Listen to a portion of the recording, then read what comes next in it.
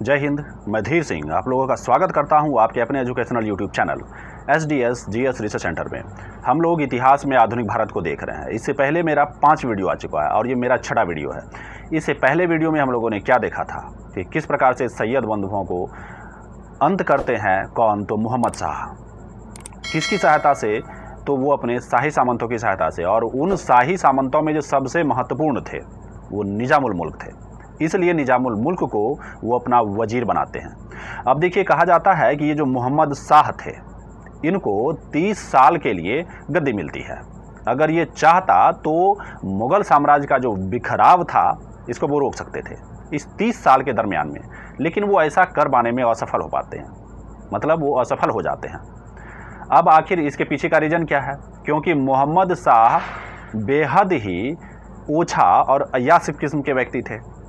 अब उनके ओछेपन का पता आप इसी बात से लगा सकते हैं कि उनके राज दरबार में जो घूस उगाया गया था उस घूस में ये हिस्सा लेने लगे, मतलब इसको हिस्सा मिलता था, जबकि उनको ये घूस को रोकना चाहिए था। वो घूस को रोकते नहीं है बल्कि उनका हिस्सेदार बनने लगते हैं। तो ये सब उनकी कमजोरी का निशानी था। इसी वजह से वो अपने साम्राज्य के बिखराव को नहीं रोक पाते हैं। और ऐसा भी कहा जाता है कि मोहम्मद शाह के समय में उत्तर भारत में जो उनकी स्थिति थी थोड़ी खराब तो हुई थी, लेकिन अभी समाप्त नहीं हुई थी। मतलब अभी भी मुग़ल साम्राज्य की कुछ ना कुछ शक्ति वहाँ पर थी। अभी भी मुग़ल साम्राज्यों के मतलब मुग़ल के जो फौज थे उनके पास में वहाँ पर क्या थे, तो तोप खाने थे, मतलब तोप थे इनके पास में। तो इसलिए इनका बहुत सम्मान वहाँ पर अभी भी बचा हुआ था। और सबसे खास बात ये थी कि अभी तक मराठा जो थे वो दक्षिण तक ही सीमित थे। उनको ये बात का भनक था कि अभी हम लोहा नहीं ले सकते हैं उसका उत्तर भारत में, क्योंकि अभी भी उनकी जो सैनिक शक्ति है वहाँ पर काफ़ी सुदृढ़ है। लेकिन ये जो मोहम्मद शाह थे इनको इस बात का अनुमान था ही नहीं। अब देखिए, यहाँ पर यह भी कहा जाता है कि अगर उस समय कोई ऐसा शक्तिशाली और दूरदर्शी सम्राट होता, दूरदर्शी बादशाह होता, तो अपने शाही सामंतों की मदद से साम्राज्य के बिखराव को रोक सकता था। लेकिन ये जो मोहम्मद शाह थे ऐसे काल पुरुष तो थे नहीं। ये तो अय्याश और ओछा किस्म के व्यक्ति थे, बेहद ही अय्याश थे। अब इनके जो वजीर थे निजामुल मुल्क, ये निजामुल मुल्क सारा शासन प्रशासन चलाते हैं और ये अच्छे तरीके से साम्राज्य को सुव्यवस्थित करने का काम करते हैं। बहुत प्रयास करते हैं समस्याओं को समाधान करने में।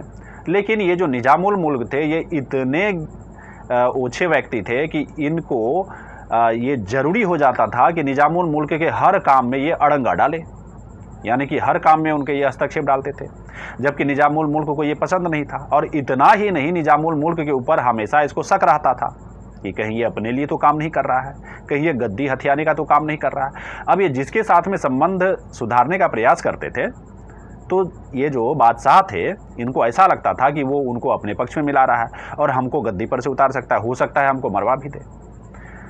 तो इस तरह से ये तंग आ चुके थे। कौन? तो निजामुल मुल्क।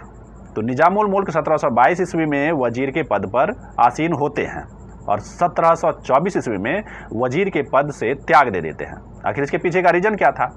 क्योंकि इनको बराबर षड्यंत्र का सामना करना पड़ रहा था और बराबर इनके सम्मान को ठेस पहुंचाया जा रहा था।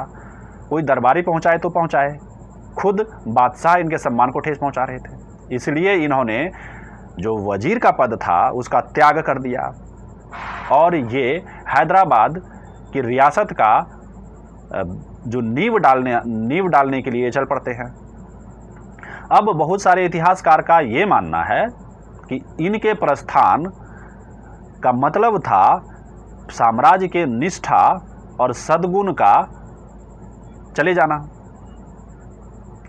अब बहुत सारे इतिहासकार ये भी मानते हैं कि इनके जाने का मतलब ये था कि साम्राज्य यहाँ से बिखराव होना स्टार्ट हो साम्राज्य का यहाँ से बिखराव होना स्टार्ट हो जाता है। अब देखिए, इनके जाने के बाद क्या होता है कि बहुत सारे जो शाही सामंत लोग थे, बहुत सारे जो जमींदार लोग थे जो भू कर देते थे, वो लोग छोटे छोटे अर्ध रियासत बनाना स्टार्ट कर दिए।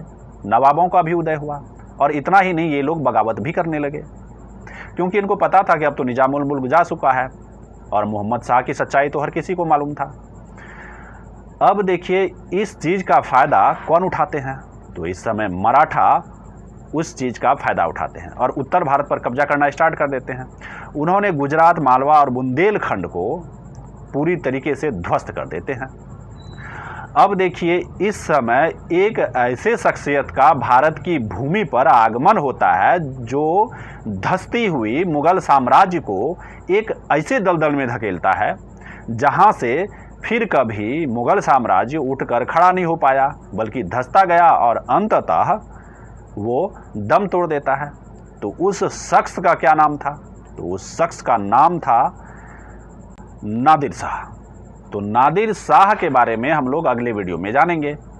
तो मिलते हैं आपसे अगले वीडियो में, तब तक के लिए जय हिंद।